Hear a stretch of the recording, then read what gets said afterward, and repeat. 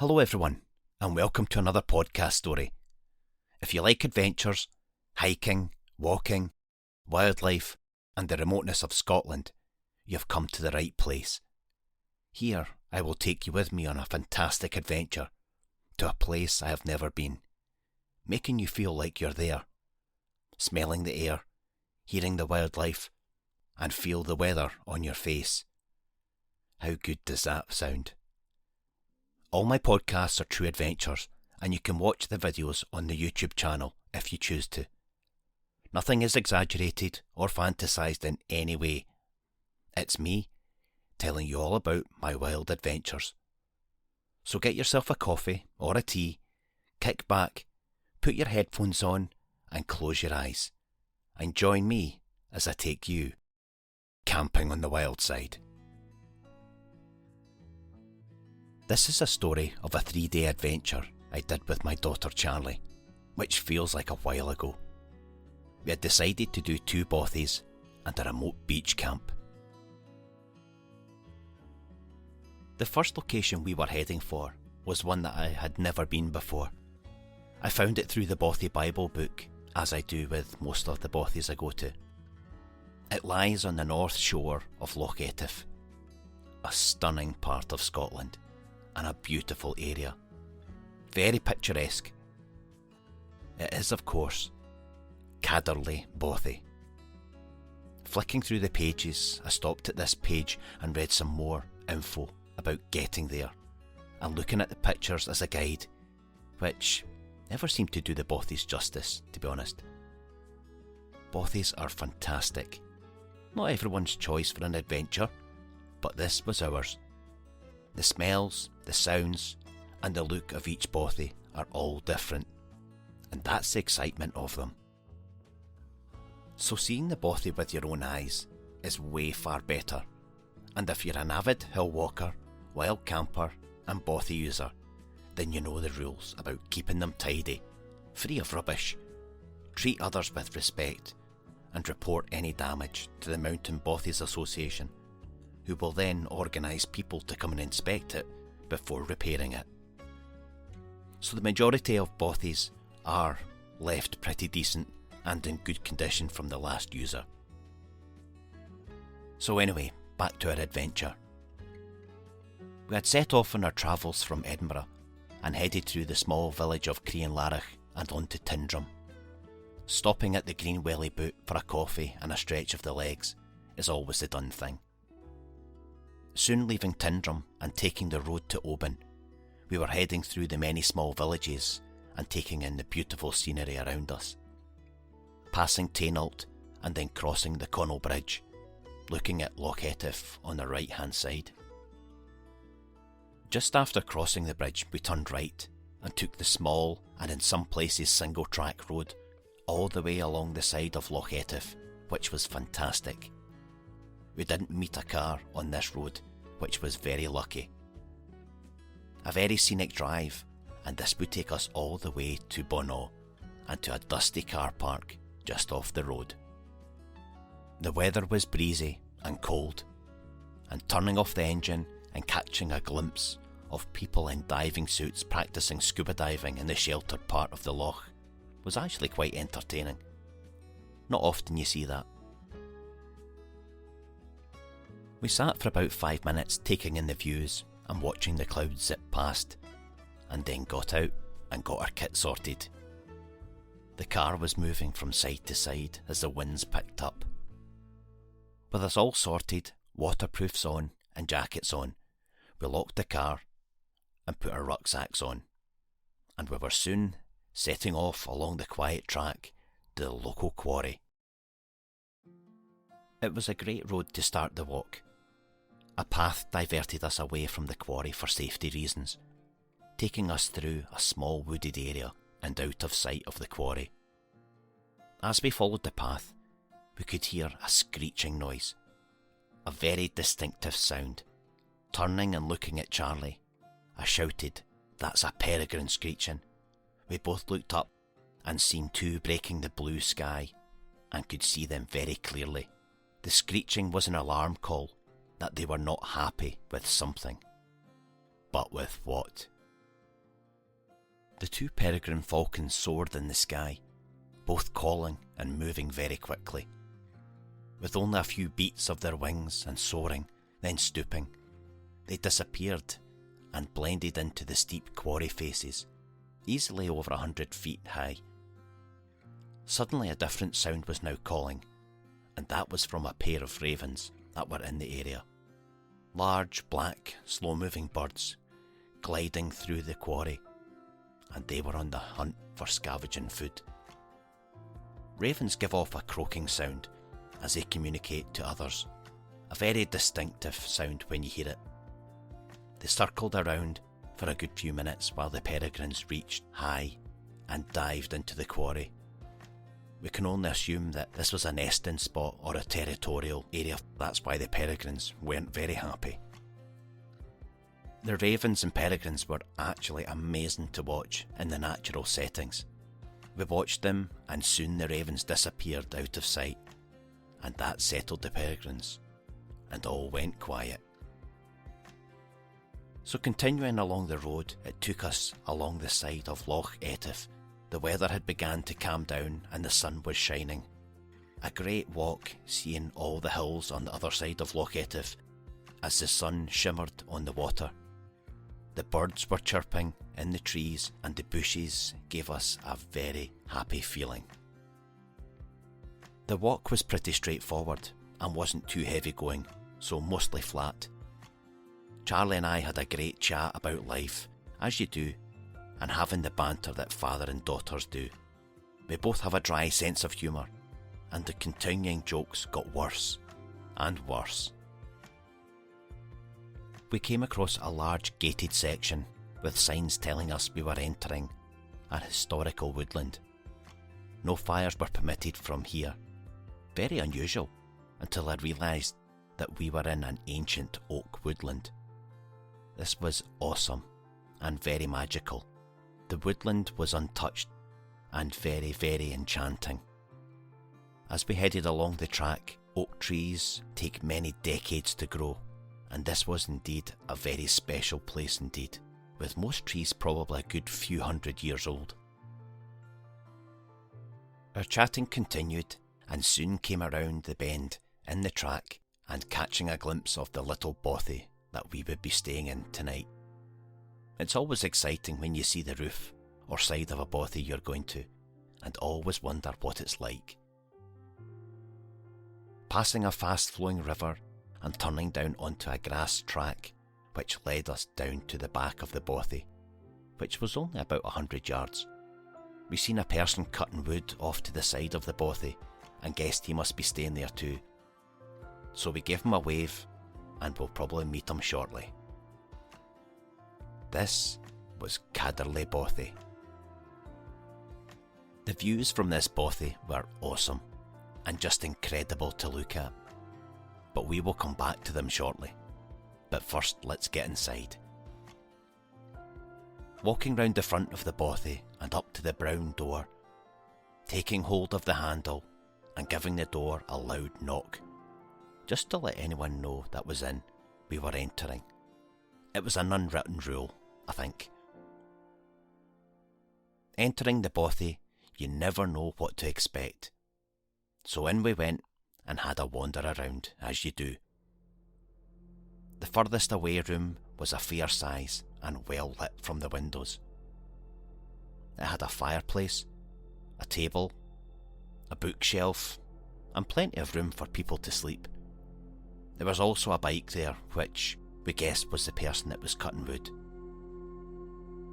The next room was the main hub, which had a table with chairs, large chest for wood, a good fireplace, a double bunk bed which probably would sleep about 4 people, another small table, and a scattering of wood and branches were laying on the floor, ready to be cut and ready for the fire.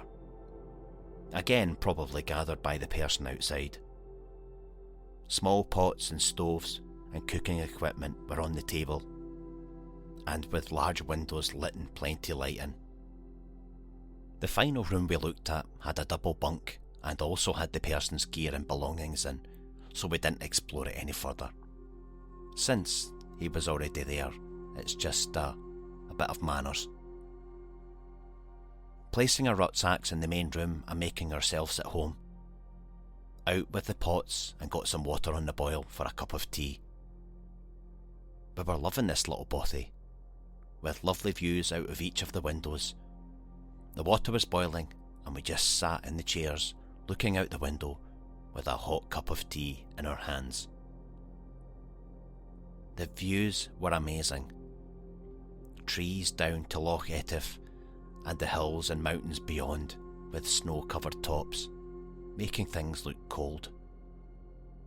Charlie and I didn't speak much as we were just in awe watching the views and taking them in, sitting in our own wee world.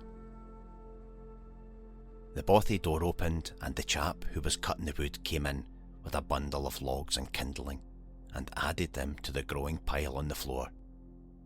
We said our hellos and had a good chat for a bit. He had parked his car at the same car park as us, and he had cycled up the road. Charlie and I had got our air mats out and our sleeping bags sorted, along with a few other bits and pieces, just to make life that little bit easier when it gets dark. We had mentioned to the chap that we would go out and do a bit of wood collecting after we had explored the area. It's the done thing to do to help keep the fire going, so everybody helps. It's the least we could do, and there was no rush. With our jackets on and taking the cameras, we headed out to explore the area. Cadderlie Bothy was in a perfect place. Not the prettiest looking bothy, but a solid building and a cosy enough inside. There was a small sheep track style path that took us from the bothy to the loch side. Not far, probably about 200 yards, with the mountains all around us. It was pretty spectacular to see.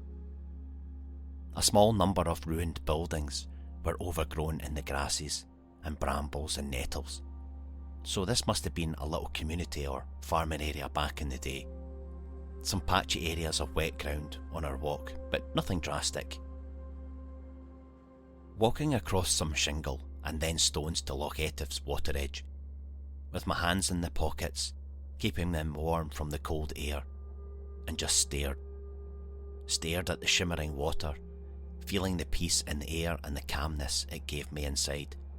This felt amazing. The sun was starting to descend, causing flashing as it hit the ripples of the water, and the tide crept around my feet.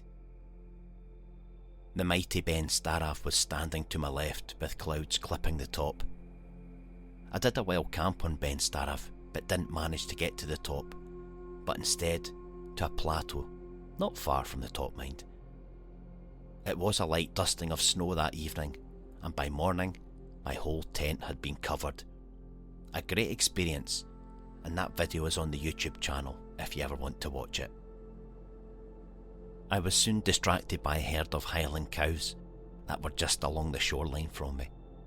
I think there were probably about 10 of them, at a glance, and they were eating the long grasses and watching us at the same time.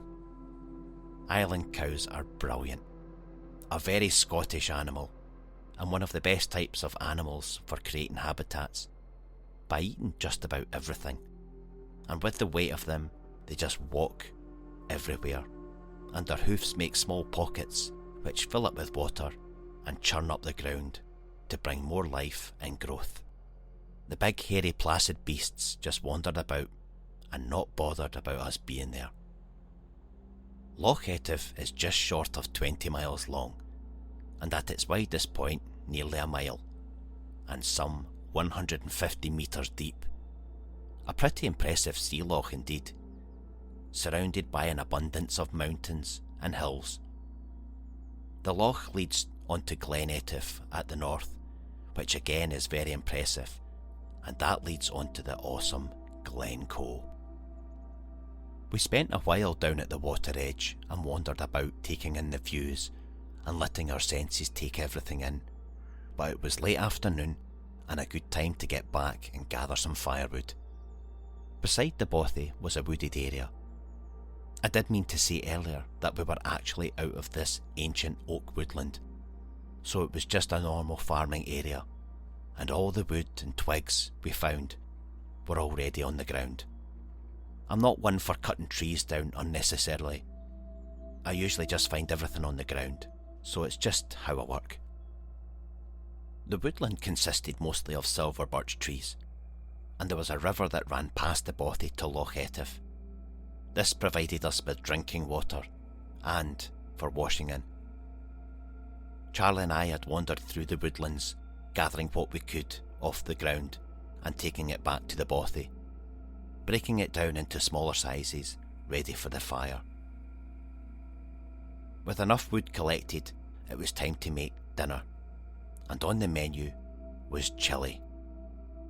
Using mess tins, we browned the mince and boiled the rice, while Charlie chopped the onions, mushrooms and peppers to bulk out the meal. It was a really nice moment working with Charlie making dinner. Sometimes you just don't have to speak. It's just getting on with things in silence. We had a good laugh about life and our walk as the chilli was simmering away and the windows were steaming up. It was a nice moment to cherish. Off with the gas and breathing in the smell of chilli and a waft of onions, we dished out the meal. After a good walk in, hearing and seeing wildlife, and now in this comfy little Bothy, we were tucking into a great hearty meal that would put a smile on our faces and fill us up. Not to be leaving the chap that was also sharing the Bothy with us out. We chatted about life and the different places we had been to. It's what you do when you share a Bothy. He had put on the fire, and it's probably one of the best jobs to do, is to get the fire sorted and lit. It instantly changes everything, creating a nice heat and the visual effect it has on you, relaxing you as you sit there quietly watching it. It's a really nice moment to watch the crackling logs and smell the smoke. I washed the dishes while Charlie got the water boiling for a cup of tea, as we relaxed and got all cosy in this Bothy with the continuing heat around us. We spent a while chatting as the odd log was added to the fire to keep it going. It's nice sitting quietly as the fire cast shadows on the walls and the candles flickered and danced in the Bothy air. With the fire still burning, Charlie wanted to get outside in the dark and take some photos of the stars. So leaving the chap to get some peace, we wrapped up and went outside. I have to say, when it comes to night photos, I am rubbish. I don't understand the settings on my camera and always do it wrong. So when I'm with Charlie, I always let her do her stuff, as she is a little expert at this. The clouds were hiding many stars, so it was a waiting game for it to clear. Charlie persisted as she normally does. She focuses on what she needs to do. She doesn't feel the cold because of her concentration, but I was freezing and I was feeling it. I was shivering and cold. We were probably out for about an hour. Charlie did manage to get a few shots she was happy with, but the cloud did hinder her a lot, and that's just the way it goes. So we decided to call it a night and get a cup of tea to warm us up. It was a good call to get your sleeping system all sorted when you arrive, for situations like this, when you get distracted by events like the stars. It can be a pain trying to get things sorted in the dark, even with a torch. With the water boiling and 2 cups of tea and some snacks in our hand, we started to get a heat back as the fire glowed. The night was getting late, and with a couple of big logs on the fire to keep it going into the small hours, it was a nice feeling knowing that it will still burn for the next few hours while we are sleeping. Something I did forget to mention again was that I had made a Bothy box, which is basically a plastic or metal tub, and it's filled with some essential items. And on this occasion, I filled this box with candles, fire lighters and some matches. Because a Bothy can be pretty dark, with just a fire on, so being able to put a couple of candles on gives it that little nice feeling. The Bothy box is just a small helpful gesture to help others, that's all. You never know how much you need something until you actually have an emergency. I've only ever turned up to a Bothy once when I really needed matches and a lighter and there was nothing.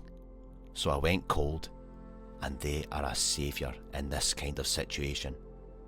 So the Bothy box I'll leave for the next users. Just a kind gesture.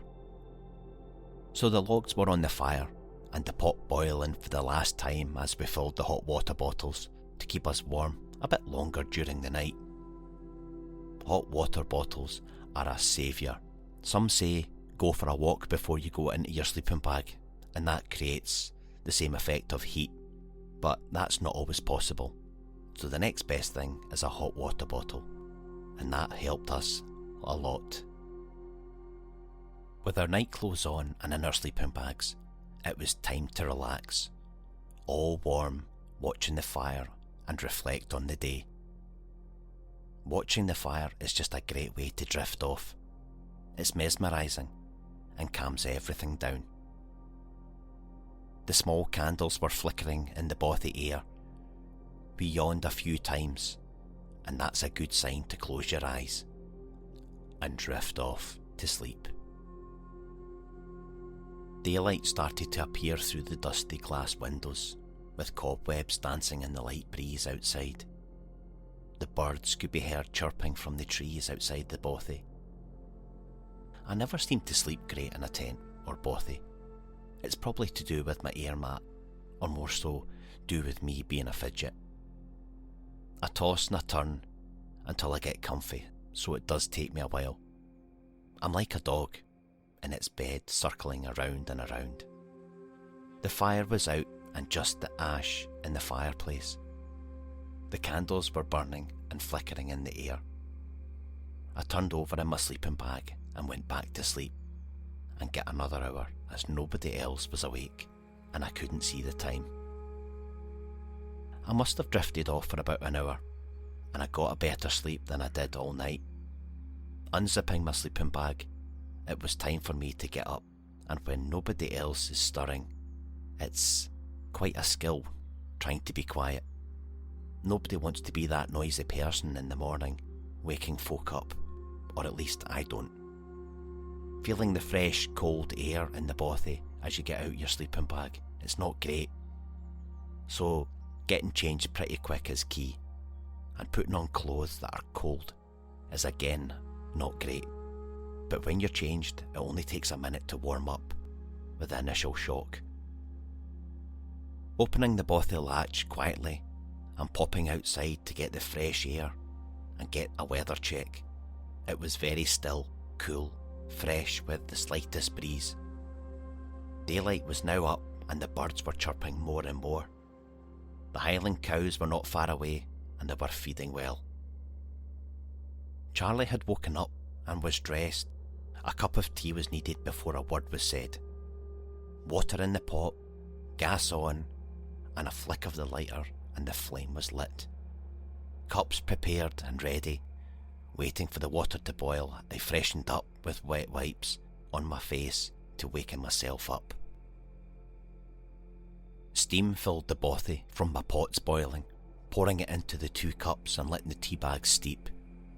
We sat at the table and held our cups in our hands, looking out the window, watching, listening, and checking out how we both slept. The usual morning chat. With the tea out the way, it was breakfast time, and for breakfast this morning, it was tinned bacon, fried, and on a roll. Not everyone's choice, but actually works a treat, and saves you carrying a pack of bacon which would end up going off.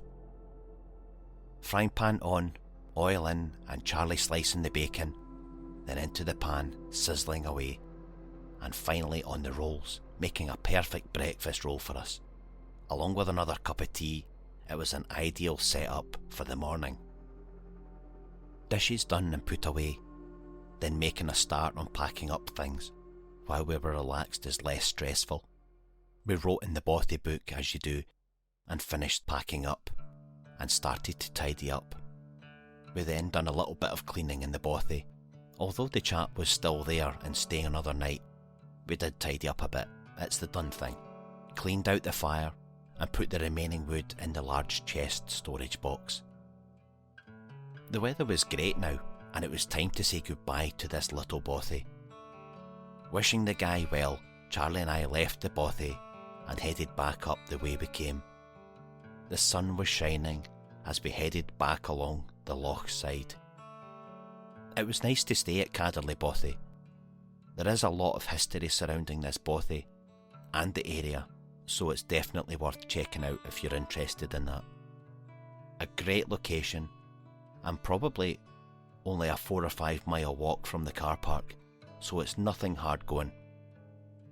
We reached the car safely, so jackets and boots off. This is where we would say our adventure is over, but this time our adventure would continue. Day 2 was just about to start, and where that would take us to, well, join me next time on the podcast to find out. So I just wanted to say thank you for listening. You can check out the video for this podcast on the YouTube channel at Camping on the Wild Side. A big thank you to my daughter Charlie, who helped organise this adventure. Any music is from Epidemic Sound. Thank you to my Patreons and to my YouTube membership holders who support the channel. I'm Steve, and this has been a podcast story for Camping on the Wild Side. Until next time, cheers for now.